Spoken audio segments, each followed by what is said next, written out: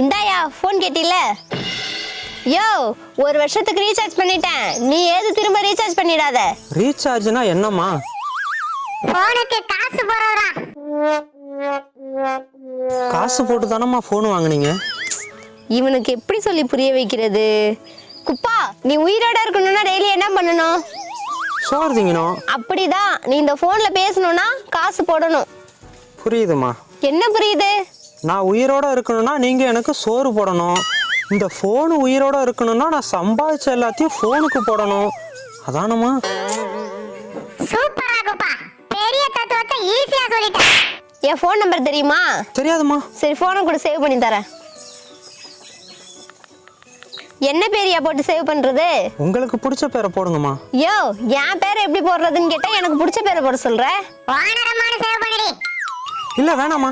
மகாராணி. அதுவும் வேண்டாமா.